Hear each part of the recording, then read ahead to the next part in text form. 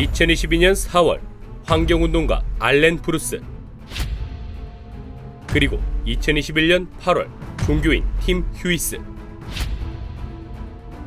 일반적인 상식으로는 절대 이해할 수 없는 충격적인 장면들이지만 더욱 충격적인 건 이 두 사람이 이를 벌리기 전 똑같은 이야기를 했다는 사실이다. 그건 바로 지금 기후위기를 막지 못하면 재앙이 찾아올 것이다! 라는 말이었으니 오늘은 이들이 극단적인 선택을 하게 만든 소름 끼치는 기후위기의 현장들, 그 탑3를 알려주겠다. 딱! 집중! 기후위기 탑3 호주 산불.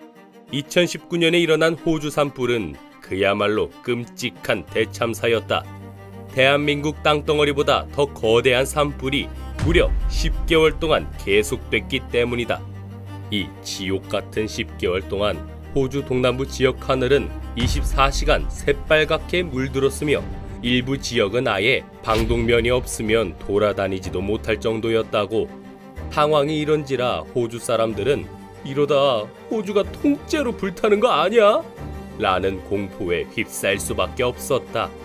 2019년에 시작된 산불은 2020년이 되어서야 겨우겨우 꺼졌고, 이 산불로 인한 피해는 거의 핵폭탄을 때려 맞은 것과 비슷한 수준이었다는데, 산이나 숲에 살던 동물들이 약 10억 마리 넘게 희생되었다고 하니 정말 처참한 사건이었던 건 확실했던 것 같다.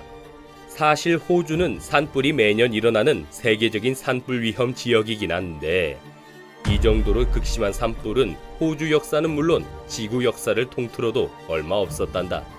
그런데 놀라운 건 이 말도 안 되는 산불의 원인이 바로 기후위기였다는 사실.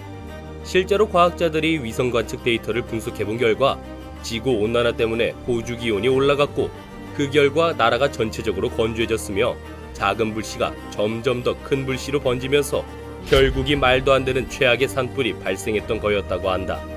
게다가 더욱 큰 문제는 이 산불이 어마어마한 양의 이산화탄소를 뿜어냈다는 점인데, 과학자들에 의하면 이산화탄소는 지구를 더 뜨겁게 만드는 주범, 그러니까 기후위기 때문에 대참사가 터졌는데 그 대참사가 또 다른 대참사를 만들어내는 그런 최악의 악순환이 터져버렸던 거다.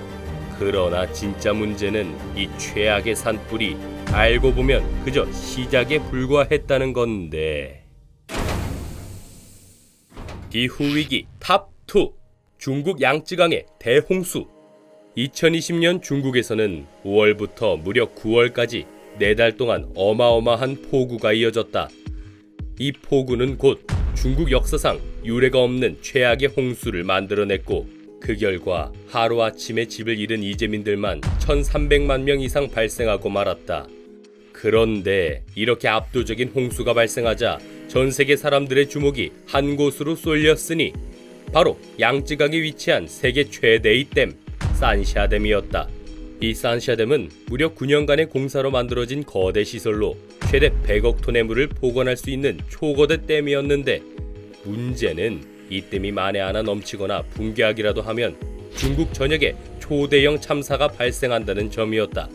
다행히 산샤댐은 워낙 거대하고 튼튼해서 그동안은 별 문제가 없었지만 2020년 상상조차 해본 적 없는 폭우가 쏟아지면서 산샤댐 건설 이후 최초로 물이 넘치기 일보 직전인 상황이 발생하고 말았다. 만약 이 댐이 무너졌다면 우리나라 역시 무사하지는 못했을 텐데, 다행히 폭우는 산샤댐에서 물이 넘쳐 흐르기 직전 아주 아슬아슬하게 멈추는 데 성공, 간신히 최악의 사태를 모면할 수 있었다. 이 홍수가 발생한 이유 역시 당연히 기후위기 때문이었다는데, 여름에 발생한 장마전선이 자연스럽게 이동하면서 비를 뿌려줘야 했지만 급격한 기후변화 때문에 이동을 못하고 중국에만 오랫동안 멈춰있게 되었고, 그 결과 이렇게 지독한 폭우가 쏟아졌던 거란다.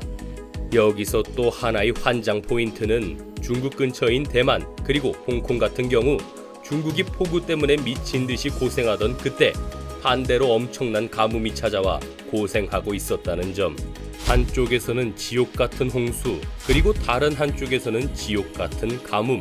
기후위기 시대에서 살아간다는 건 자연의 이 미친 이중성을 견뎌내야 한다는 뜻인 것 같다. 오늘의 마지막 탑 1. 남아시아 폭염 사태. 2019년 호주 최악의 산불, 2020년 중국 최악의 홍수.